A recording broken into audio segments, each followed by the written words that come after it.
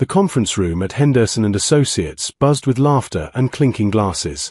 40 years of service deserved a proper send-off, and my colleagues had gone all out. Silver balloons spelled happy retirement across the back wall, and a massive sheet cake sat centered on the table, decorated with a briefcase and the words "Enjoy your freedom." I stood near the window, tie loosened, accepting handshakes and well wishes from people I'd worked alongside for decades. My boss, Gerald, had just finished a speech about my dedication and reliability. Never missed a deadline, never complained, always the first one in and the last to leave, he'd said. The words made me uncomfortable, but they were true. I'd built my entire life around being dependable. My wife stood across the room, elegant in a navy dress I didn't recognize. She'd been distant lately, but I'd attributed it to stress.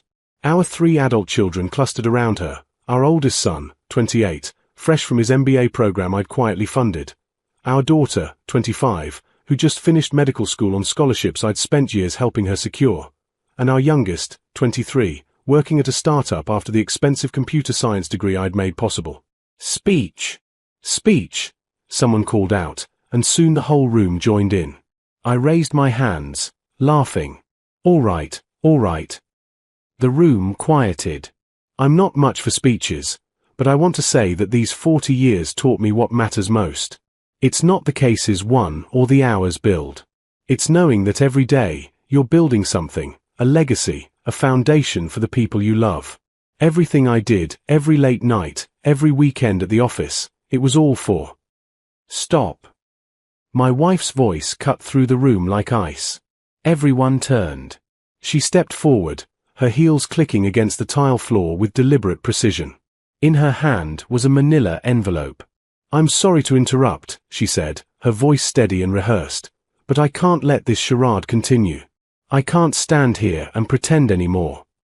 The room fell into an uncomfortable silence. Gerald started to say something, but she held up her hand. "We've been married for 32 years, she continued, addressing the room as much as me. 32 years of being invisible. Of raising children alone while he prioritized everything else.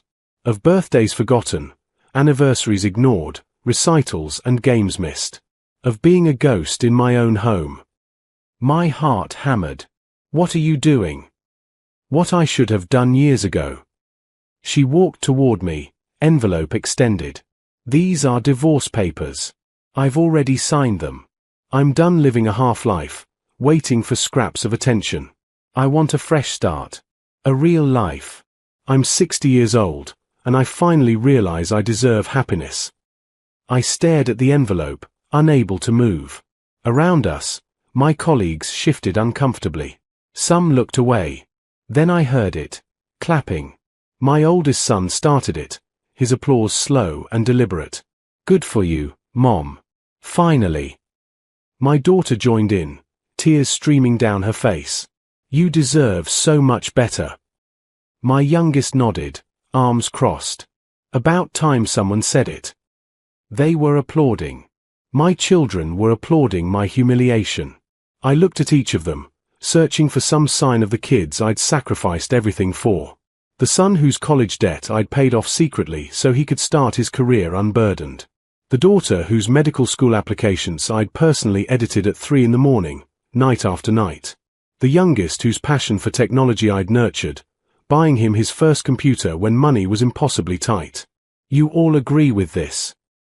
My voice came out hoarse. "Dad, you were never there," my daughter said, wiping her eyes. "Mom raised us. She was at every event, every milestone. Where were you?" "Working," I whispered. "I was working for." "For yourself," my oldest interrupted. "For your career. Mom told us how it really was. The choices you made. How you always put yourself first." The room spun. This couldn't be happening. Not here. Not like this. My wife pressed the envelope into my hand. "Sign them. Let's both finally be free." I took the envelope with numb fingers and walked out of my own retirement party to scattered whispers and pitying looks, the sound of my children's applause echoing in my ears. 3 months passed in a blur of grey. I signed the papers within a week. What was the point of fighting? The house sold quickly, the market was good. My wife took her half and moved into a downtown condo. I found a modest apartment near the lake, a place where the silence felt appropriate rather than oppressive. None of the children called. Not once. I'd reach for my phone a dozen times a day, compose messages I'd never send. "I'm sorry" seemed inadequate when I didn't fully understand what I was apologizing for. "I love you" felt hollow when it clearly hadn't been enough. So I said nothing and lived in the quiet I'd supposedly chosen. Work friends reached out initially, awkward lunch invitations, carefully worded texts checking in. I declined politely until they stopped asking. Gerald sent a fruit basket with a card that read simply, "Thinking of you." I appreciated the gesture but couldn't bring myself to respond. The apartment became my world. I'd wake at 5:30 from habit, make coffee, and sit by the window watching the sunrise over the water. Sometimes I'd pull out the boxes I'd brought from the house, the only personal items I'd claimed. Photo albums, school reports, handmade Father's Day cards with crayon drawings and misspelled words. Evidence of a life I apparently remembered differently than everyone else. One morning, my phone rang. An unknown number. I almost didn't answer. "Dad." My daughter's voice, but different. Shaky. "Sweetheart." I sat up straighter, heart racing. "Is everything okay?" She paused. "I'm at Mom's condo. Can you come? Please." "Of course. What's wrong?" "Just come. Now." The drive downtown took 20 minutes that felt like hours. My mind raced through possibilities. Was she sick? Hurt? In trouble? The condo building was new, all glass and steel. I'd never been inside. My daughter buzzed me up, and when the elevator doors opened on the 14th floor, all three of my children stood waiting in the hallway. Their faces were blotchy, eyes red. My oldest had his arm around his sister. The youngest leaned against the wall, looking lost. What happened? I looked between them. "Where's your mother?" "Inside," my daughter said quietly. "With Richard." "Who?" "Her boyfriend." My oldest's jaw clenched. "The man she left you for. Turns out he's been around for a while." The words hit like a physical blow. "What?" "2 years, Dad." My daughter's voice cracked. "They've been together for 2 years. We found emails. Messages. She's been planning this whole thing, and he encouraged her to take you for everything she could get." "We need to show you something," the youngest said. "We found boxes in the storage unit. Mom's boxes. We were helping her organize, and we found." He trailed off, shaking his head. They led me inside. The condo was expensively furnished, modern and cold. In the living room, cardboard boxes lay open, contents scattered across the coffee table and floor. Letters. Dozens of them. Letters I'd written to my wife over the years, pouring out my heart, explaining the pressures at work, the financial struggles I'd hidden from everyone, my fears and hopes for our family. Letters where I'd begged her to tell me what was wrong, how to fix us. Bank statements showing the second mortgage I'd taken out to pay for our oldest's MBA program, a program my wife had told me she'd funded through her inheritance. A diary, my wife's handwriting filling page after page. I picked it up with shaking hands. "He'll never suspect," one entry read. "He's too busy trying to be the hero, working himself to death. He doesn't see that I checked out years ago. Richard makes me feel alive again. Young. The kids believe everything I tell them about their father. It's almost too easy. By the time I'm ready to leave, they'll be completely on my side." Another entry, dated 2 months before my retirement party, Richard suggested making it public at his retirement celebration. He says the humiliation will make him more agreeable during the divorce proceedings. It's cruel, but he's probably right. And honestly, after all these years of boredom, I deserve a little drama. I couldn't breathe. The room tilted. "Dad." My daughter took my arm, steadying me. We confronted her. "She just left with Richard. She said we're adults now and she doesn't owe us any explanations." We believed her, my oldest whispered. We believed everything she said about you. We clapped while she destroyed you in front of everyone. I looked at my children, really looked at them, and saw the devastation in their faces. They'd discovered that the foundation of their understanding had been built on lies. There's more, my youngest said quietly, pulling out a folder. We found the receipts, Dad. For everything. The receipts painted a picture I'd tried so hard to keep hidden. Every sacrifice documented in fading ink and careful notations.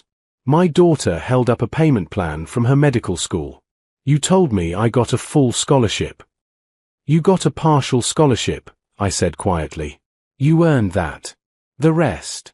I worked it out with the school. Payment plans, extra shifts consulting on weekends. These weekend consulting jobs Mom said you took because you preferred work to family. My oldest held up contract after contract. They were all just for money. For us. I nodded, unable to speak. The youngest picked through a stack of receipts, his hands trembling. The computer equipment. The coding boot camps. The conference in Silicon Valley you said my scholarship covered. There was no scholarship, was there? You had the talent, I managed. You just needed the opportunities. I wanted you to focus on learning, not on how to pay for it. My daughter sank onto the couch, clutching a packet of letters bound with a rubber band. These are recommendation letters. For my medical school applications. From professors at your firm, from clients, from... She looked up, tears streaming. You called in every favor you had. You deserved those opportunities, I said. Everything I wrote was true about your abilities. I just opened doors that were already within your reach. While telling us none of it. My oldest's voice broke. While letting us think you didn't care, that work mattered more than us. Your mother asked me not to tell you about the financial struggles. She said it would stress you out, make you feel guilty. She wanted you to focus on your futures without burden. I looked around at the scattered evidence of my life's work. I thought I was doing the right thing. I thought if I could just provide, just make sure you had everything you needed, that would be enough. But we needed you there, my daughter sobbed. That's what Mom always said.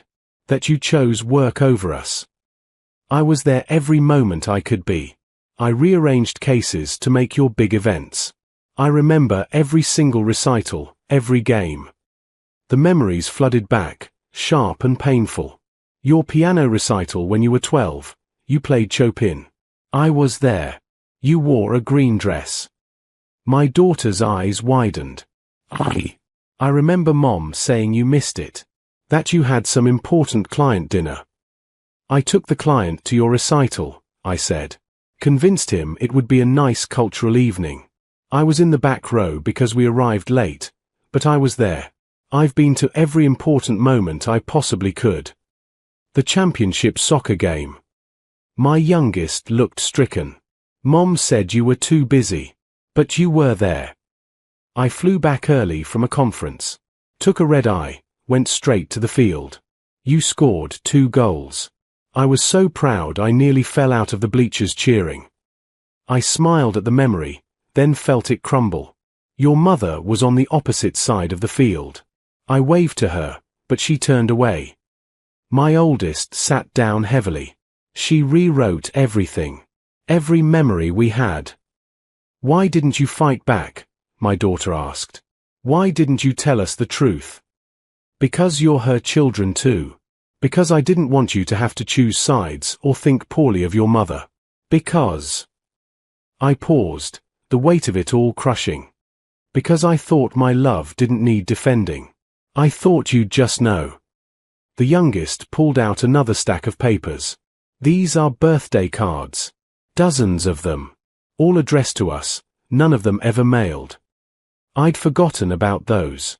Your mother said you were too old for cards from your father.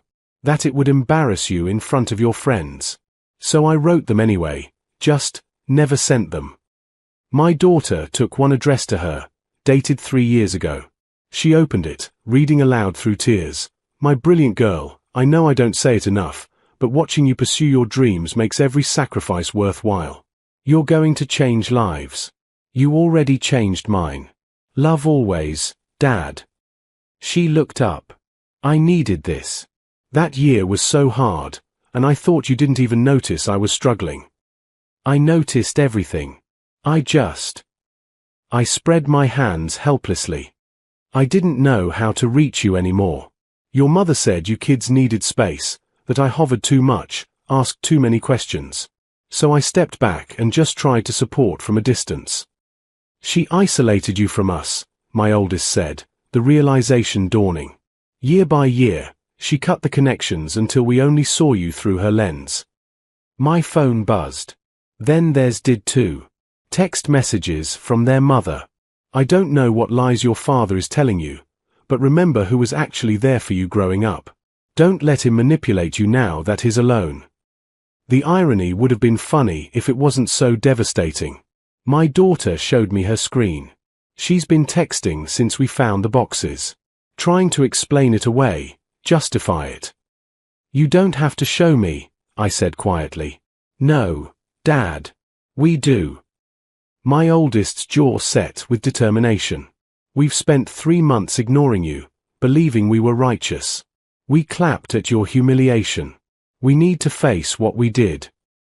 The intervention came 2 weeks later, though I didn't know to call it that at the time.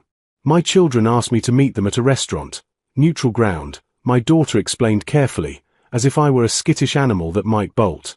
I arrived early, watching through the window as they gathered outside. They stood in a tight cluster, my oldest apparently giving some kind of pep talk. My daughter kept wiping her eyes. The youngest nodded along, hands shoved deep in his pockets. Whatever they'd planned, it weighed heavily. When they finally entered, their faces were determined masks barely holding back emotion. We ordered food no one ate. The waitress, sensing the tension, left us alone after delivering drinks. We hired a lawyer, my oldest began without preamble, to review the divorce settlement. I set down my water glass carefully. Why? Because it wasn't fair, my daughter said fiercely. She took half of everything, but you'd been supporting all of us, paying for our educations, covering expenses she claimed as her own contributions. The lawyer says we might be able to. No. They all stared at me. I don't want to fight it. The settlement is done. Your mother got exactly what the law entitled her to. Dad, she lied about everything. My youngest's voice rose, then fell at my look. She manipulated us into hating you. She planned your humiliation. She cheated for years. You can't just let her get away with it. I'm not letting her get away with anything. I'm choosing not to spend whatever time I have left fighting battles that won't change what happened. I looked at each of them. The money doesn't matter. It never did. I earned it to give you all better lives. Whether it went directly to you or through your mother to you, the purpose was the same. It matters because it was based on lies, my oldest insisted. She presented herself as the long-suffering spouse when she was planning to leave you for years. The lawyer says emotional manipulation, infidelity, fraud, there are grounds to revisit everything. And what would that accomplish? More anger? More pain? Dragging all of this through courts and depositions? I shook my head. I'm 63 years old. I don't want to spend the next year of my life relitigating my marriage. I want to spend it building something new. My daughter reached across the table, taking my hand. We want to build something new too. With you. But we need to make this right first. You can't make it right by punishing your mother. That's not how this works.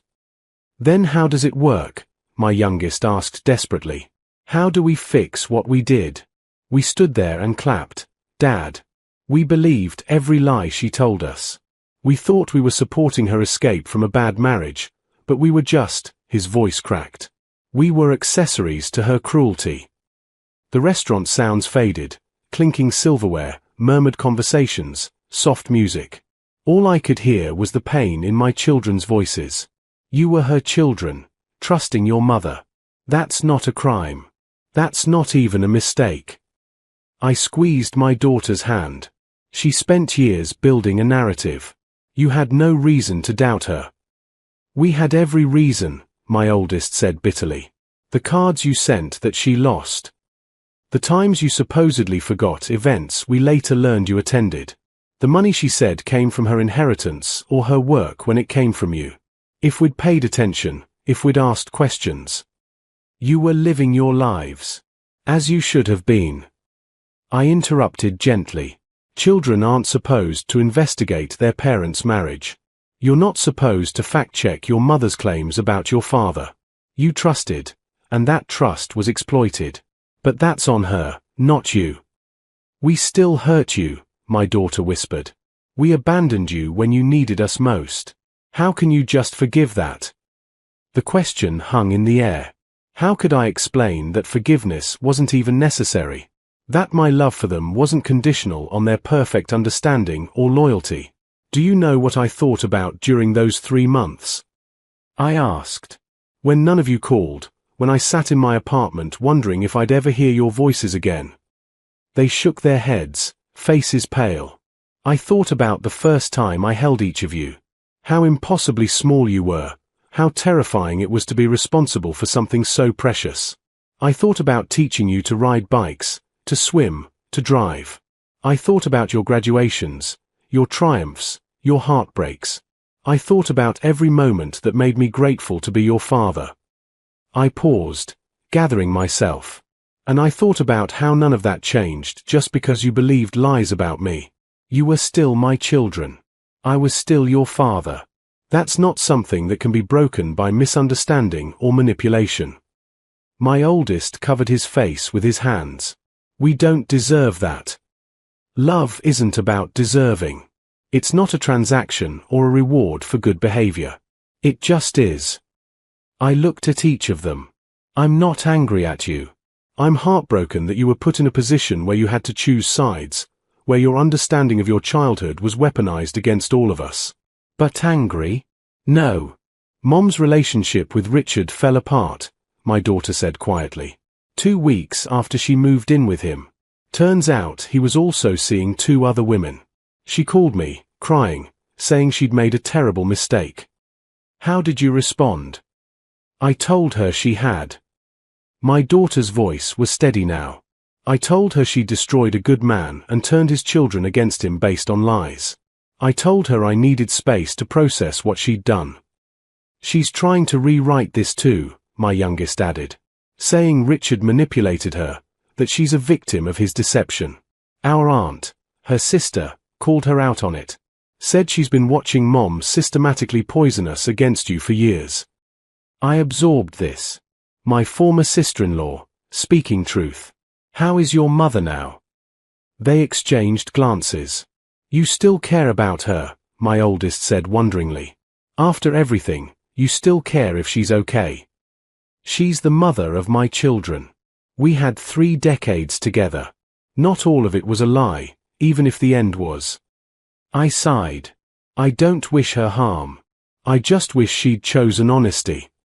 6 months after my retirement party, I hosted Thanksgiving dinner in my small apartment.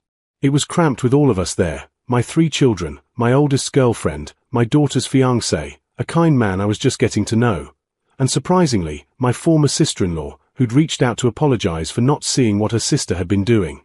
The turkey was too dry, the mashed potatoes slightly lumpy. None of us cared. Remember the Thanksgivings at the old house? My daughter asked, passing rolls. Mom would spend days preparing everything perfectly, and we'd sit at that formal dining table like we were in a magazine spread. And Dad would always be late from work, my youngest added, then stopped. Except you probably weren't, were you? That was another narrative. Actually, I was often late, I admitted. But usually because I was picking up the specific wine your mother requested from the one store across town that carried it, or the particular type of cranberry sauce she insisted on. Small errands she'd asked me to handle that somehow always took longer than expected. My former sister-in-law shook her head. She always had a gift for making her requests seem reasonable while ensuring they'd make you look bad. I'm sorry I didn't see it sooner. None of us did, my oldest girlfriend said. She'd been quiet most of the evening, still getting comfortable. I mean, I only heard the version where your dad was the workaholic who ignored his family. When they told me the truth. She glanced at my oldest. It changed how I see a lot of things. Like what? I asked, genuinely curious. Like sacrifice. Like how love sometimes looks boring or absent from the outside because it's busy keeping everything running behind the scenes. She smiled at me. You're kind of my hero, actually. The words nearly broke me. I focused on cutting turkey, blinking hard. My daughter raised her glass. I want to propose a toast. We all lifted our drinks, wine, water, cider. To second chances. To truth. To the Father who never stopped loving us, even when we stopped believing in Him. To Dad, they chorused, and we drank. Later, after the dishes were cleaned and the leftovers distributed, my children lingered while their partners excused themselves to the living room. We have something for you, my youngest said. He pulled out a leather-bound book. We've been working on it for months. I opened it carefully. The first page held a photo of me holding my oldest as a newborn, my face a mixture of terror and wonder. Each subsequent page contained photos, letters, memories, all annotated with newly understood context. Dad at my 5th grade science fair. I thought he looked bored. Now I realize he'd driven through a snowstorm to get there, had stayed up helping me build the volcano the night before, and was probably exhausted. He stayed for the entire event, asking questions about every project, not just mine. The summer Dad forgot about our beach trip. Turns out he'd been laid off and was scrambling to find new work so we wouldn't lose the house. He didn't come to the beach because he was interviewing for 3 jobs in 2 days. He got hired and never mentioned any of it. Christmas when I was 16. I was furious Dad gave me just a card with a savings bond. I didn't know until this year that he'd lost a major client that fall and money was desperately tight. That savings bond matured and paid for my first year of graduate school. Page after page of memories, recontextualized with truth. My vision blurred. We can't give you back those 3 months, my daughter said softly. We can't undo applauding at your humiliation. But we can bear witness to who you really are. Who you've always been. And we can make sure that from now on, you never have to sacrifice in silence, my oldest added. We're adults. We can handle truth. We want to handle it, together. My youngest nodded. No more protecting us from reality. We're a family. That means we carry things together. I looked at my children, really looked at them. They'd grown into remarkable people despite the manipulation they'd endured, maybe even partly because of it. They'd learned to question narratives, to seek truth, to value authenticity over comfort. Your mother called me yesterday, I said quietly. They tensed. She wanted to know if I'd consider reconciliation. She said she's been in therapy, that she realizes she's sabotaged the best thing in her life. What did you say? My daughter asked carefully. I said I forgave her for my own peace, but that forgiveness doesn't mean reconciliation. That chapter is closed. I paused. I also said that she should focus on rebuilding her relationship with you 3, if you're open to it. That you deserve a mother who's honest, even if that honesty is painful. We're taking it slowly, my oldest said. She's in therapy, which is good. But trust, that's going to take years, if it ever fully comes back. That's wise. I closed the memory book, pressing my hand to its cover. Thank you for this. For all of it. We're just getting started, my youngest grinned. Next month, we're planning a do-over retirement party. Just us, some of your actual friends, maybe your old boss. A celebration that honors who you really are. We're also starting a new tradition, my daughter added. Sunday dinners. Every week, we rotate who cooks. No excuses. No cancellations unless it's an emergency. We've lost enough time. I looked around my modest apartment, at these 3 beautiful people who'd found their way back to me through the rubble of lies. The view from my window showed the lake, sunset painting the water gold and orange. You know what I realized? I said.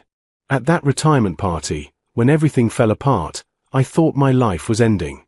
The career was over, the marriage was over, my children hated me. I thought I'd lost everything that mattered. And now? My oldest asked. Now I realize I was being given a gift, though a brutal one. The lies burned away, the performance ended, and what remained was truth. Painful, yes, but real. I smiled at them. I have my children back. Not because I'm perfect or because I did everything right, but because love is stronger than manipulation. Truth is more powerful than lies. And family, real family, survives the fire. My daughter wiped her eyes. We love you, Dad. I love you too. I always have. I always will. Outside, the sun completed its descent, and the first stars appeared. Inside, my apartment filled with laughter as someone suggested a game, and my youngest's phone played music, and my former sister-in-law told embarrassing stories from my children's youth that even they hadn't heard. The retirement party had been meant to end one chapter of my life. Instead, it had cleared the ground for something better, something built on truth instead of secrets, on presence instead of distance, on love that didn't need defending because it simply existed, constant as the sunrise, patient as the years. I'd spent 4 decades building a foundation for my family. I'd thought it had crumbled to nothing. But foundations don't disappear. Sometimes they're just buried beneath lies and misunderstanding, waiting to be rediscovered. And when they are, when the truth finally emerges, what gets built on them the second time is stronger for having survived the test. My children had begged for my forgiveness. I'd given it freely because that's what love does. But the real gift wasn't my forgiveness. It was theirs, extended to themselves, learning to carry truth without shame and to build futures unburdened by inherited lies. The retirement I'd imagined, quiet, solitary, reflective, had transformed into something I never expected. A new beginning, surrounded by people who finally saw me clearly and chose to stay anyway. Not despite my flaws and failures, but because love, real love, embraces the whole person, imperfections included. As laughter filled my small apartment and my children planned next week's dinner, I realized that everything I'd worked for, every sacrifice I'd made, had finally come full circle. Not in the way I'd imagined, but in the way that mattered most. In the sound of my children's voices, the warmth of their presence, and the certainty that whatever came next, we'd face it together. The party that was meant to destroy me had, in the end, set us all free.